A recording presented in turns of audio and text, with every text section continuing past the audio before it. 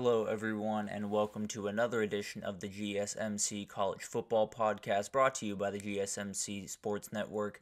We have a great show for you today. I am your host, Tommy Brzee. As always, it is April 10th, a Wednesday, and let's jump right into what we have planned for today. We're going to start talking a little bit about the transfer portal. There have been a couple of people around the country who are big-time players who have made their intentions known that they will be entering the transfer portal. I've talked a little bit about how crazy I think this is going to be, but I thought I'd break it down a little bit more for you all and give you some of the names that are currently in the portal, even though plenty more will be joining them very, very soon. And then I'm going to talk a little bit about Caleb Williams. There's been a ton of criticism around him the last couple of really months as we lead up into the NFL draft, so I wanted to break down kind of my thoughts on all of that. Is it fair? Is it not?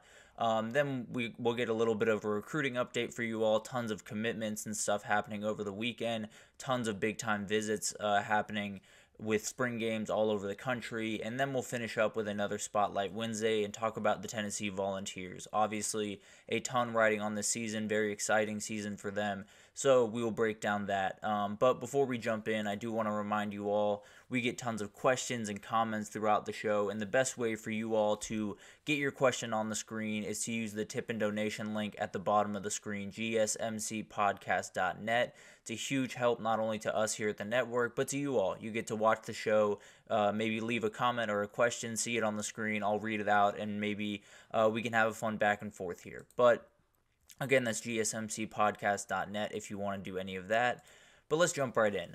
The transfer portal has been insane. It's been crazy for quite some time. I've talked a little bit about how this upcoming cycle from April 15th to the 30th, I think could be the craziest of the bunch, and that is not being subsided at all as we get closer to this. I was watching Josh Pate earlier this week. He seems very, very confident that this is going to be off the charts insane. And I think that's something that a lot of people have the same sentiment of, whether it's behind the scenes and not in front of a camera or other people on other shows talking about it. It feels like everyone is preparing for essentially the worst in some of these circumstances. So we've talked about it a little bit, and one of the things that I've been doing throughout this time is a Spotlight Wednesday, which we'll have at the end of the show today, just kind of breaking down teams and rosters and their coaches. And the only thing that I feel super confident in when I do this stuff is the coaching staff, because it's very unlikely, unless there's some crazy change at this point in time, that you will lose a coach at this point. But you're going to lose players, and pretty much everyone is going to lose players probably this time next week, to be totally honest with you. There will be some players walking out of your program, so it's going to be crazy. And there's that worry where I put out a couple of these Spotlight Wednesdays, hoping that those teams don't get gutted too bad, but it could happen to any team in the country. So if that does happen, I will redo that one, and we'll kind of reassess where they're at. But as we've kind of talked about, Josh Pate has been someone that I listen to a lot, just because he's someone in the industry I have a lot of respect for and think does the job very, very well. But he's been talking about this for quite some time. I've told the story on here a couple of times, but I think it's worth telling again just because of how insane it is. But he was talking on his show probably about 2 weeks ago or so about a conversation he had with someone that's very plugged into a certain university. He didn't give names, obviously. He didn't tell the university, obviously, because then no one's talking to him for quite some time. But he went on to say, essentially, that this person knew that there was an entire position room within their team that was going to be out the door. Now, they were on the roster for the time being, but they knew for a fact that they were finding their way to another university starting next week. So that's crazy in and of itself. The fact that a player has made up their mind and not made that known, is still going through practices with a team that they have no intention of hanging out with beyond, next Monday, is already a very, very weird concept. But the weirder part of it is this person also said they know exactly who they're going to replace all these kids with. They know who they're going to go after from specific universities to replace everyone that's going to be walking out the door.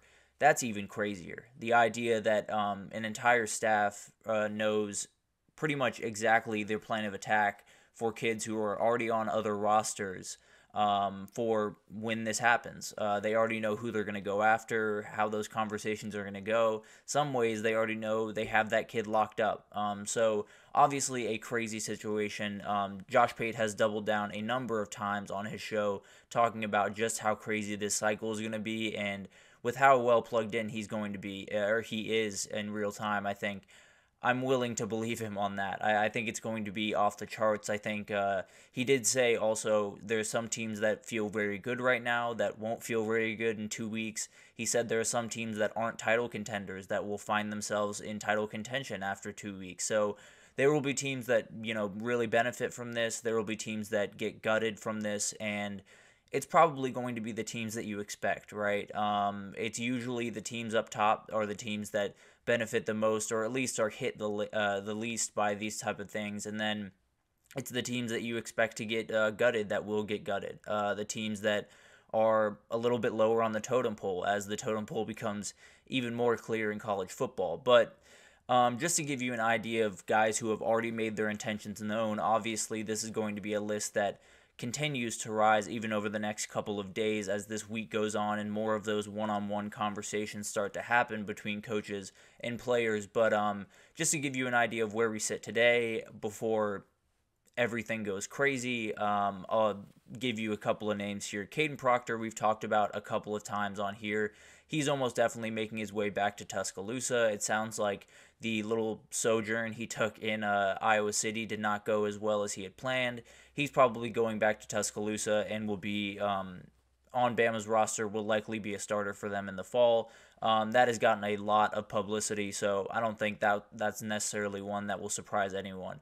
One that came out yesterday was Damian Martinez, a very talented and tough running back that will be a plug-and-play at many schools around the country. I think the main one that I circled at least early on in this process was LSU. I think there's someone that could definitely use a little bit of help in that running back room, and Damian Martinez would absolutely start for that team, or at least get major carries as they kind of rotate different guys in and out. Now, it's not a bad room necessarily at LSU, but they could use that top-end talent at that running back position. So I would expect LSU to be in on it. I think Kentucky's another team. Chip Trayanum and Sumo Caringbe are a good duo, but definitely adding someone else to that mix would help a lot. And then Ole Miss, they have Ulysses Bentley, but could definitely use a little bit more help there. I think they're getting the backup from Miami. I could not remember his name for the life of me, but it looks like they might be getting reinforcements there anyway,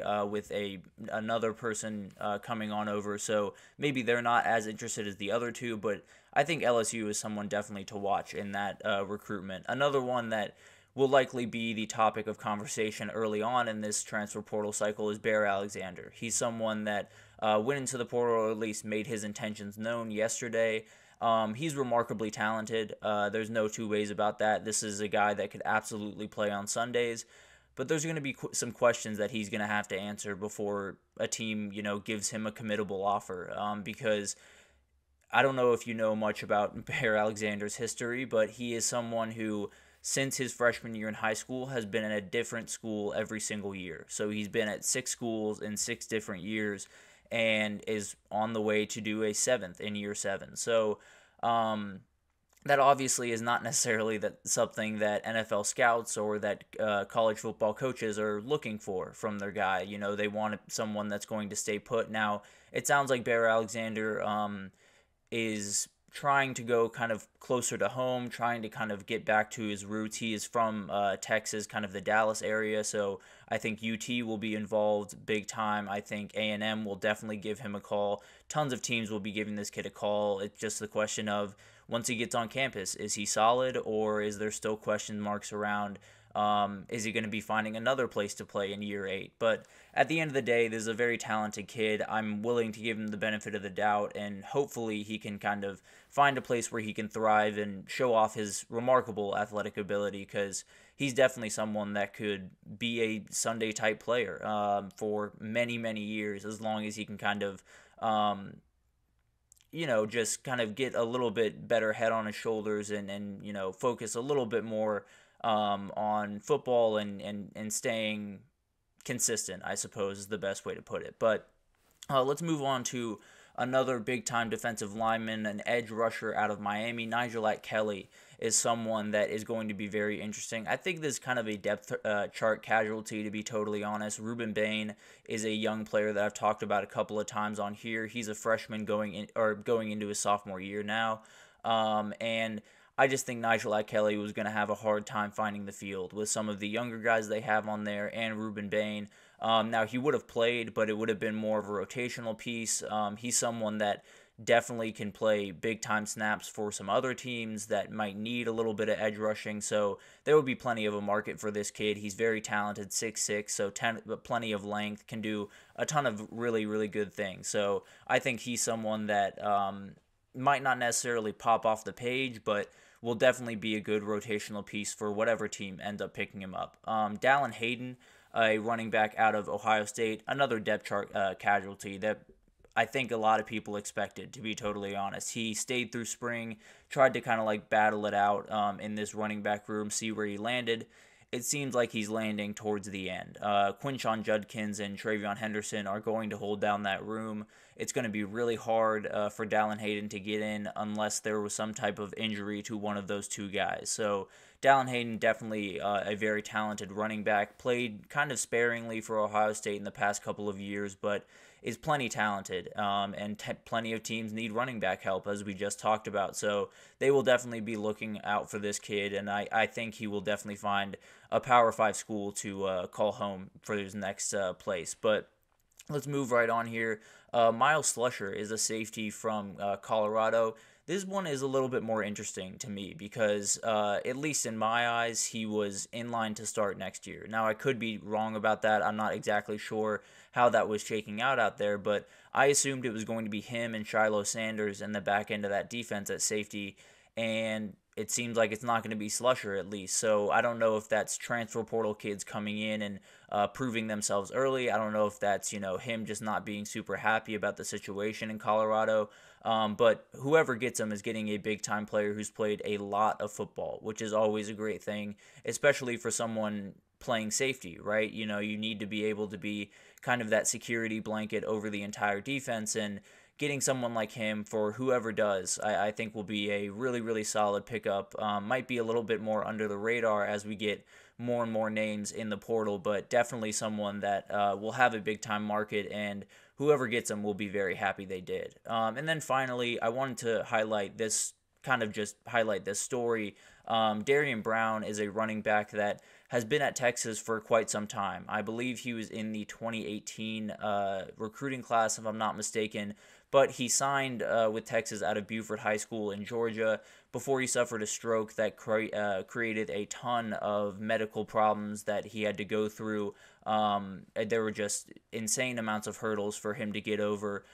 So it kind of his football career kind of came to a halt very quickly. He's been on a medical scholarship at Texas for the past couple of years, but he has now been cleared to play football again, so he is in the transfer portal.